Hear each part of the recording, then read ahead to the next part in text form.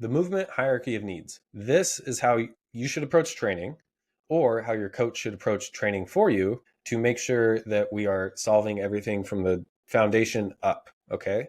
Because the goal with exercise and fitness and health is to keep doing this for the long term. We want to be able to keep doing this and reduce our chance of injury as much as possible, because we can never eliminate the chance of injury. Like there's always a chance of something happening at some point, but we can try to prioritize our training in a way that leads to long-term consistent progress instead of consistent setbacks. So we have a pyramid here. The hierarchy starts at the bottom. We have flexibility, it goes mobility, then strength balance, and then skill.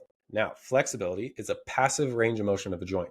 Now, you can think of that as let's take your hand and take a finger, and I'm going to use my other hand to pull that finger as far back as I can. Okay, so this finger isn't doing anything. The finger itself is passive, and I'm moving it as far back as I can. That is the passive range of motion of the joint.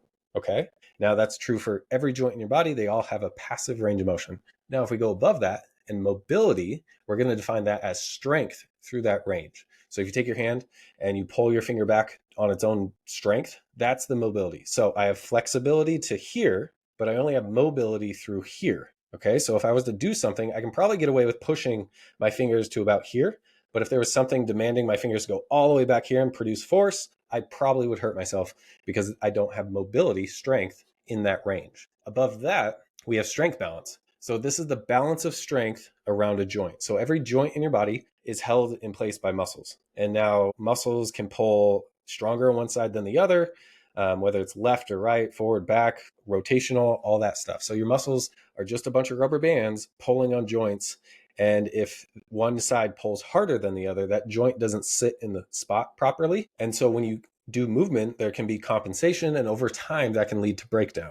And so what we want to make sure is that you're nice and as balanced as you can be, because nobody's going to be perfect. And depending on your sports history or strength training history, what things you've done, there's a good chance that your left or right leg is one leg is stronger than the other, one arm is stronger than the other. And in most cases, if you solve those things, you can get rid of a lot of chance of injury and relieve a lot of pain just by solving if one arm presses stronger than the other. If you even those guys out, then you're probably going to start lifting more weight and your joints are going to be healthier and you're going to feel better. So we want to make sure your left, right side of your body, forward and back, and all the rotational stuff is all balanced. And then above that is skill. So that's a neurological adaptation of a specific movement pattern. Now, typically, that's what I'm guilty of this in both professional and personal sense of trying to learn the movement from the top down.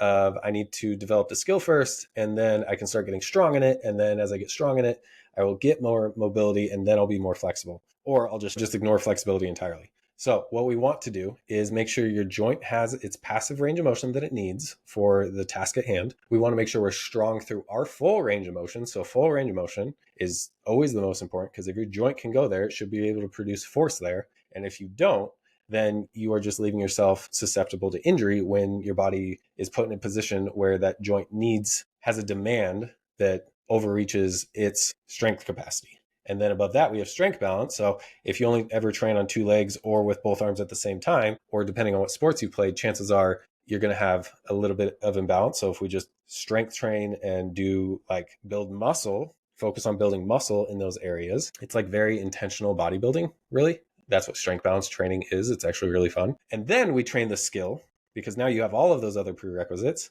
That's how you train long-term to feel great.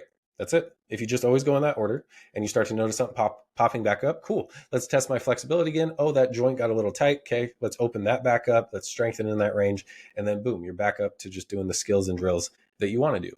Now, everyone's different, and different seasons of your life are going to cause different things to happen. So this is a revolving kind of train for your training all the time, because if you specialize too much in one area, you're probably going to get either some imbalances, some mobility or flexibility limitations. And that's why being aware of this and just making sure you focus on the things you need specific to you, because everyone's different.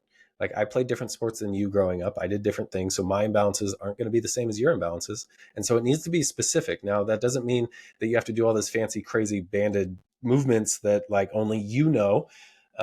It just means you need to be intentional. It's very simple, but you need to know what you're looking for. So if your coach or you train by prioritizing these and make sure that you know how to test for these different things, then you will continue to make progress really forever, because you won't have any setbacks if you can be intentional about this structure of training. So this is the movement hierarchy of needs.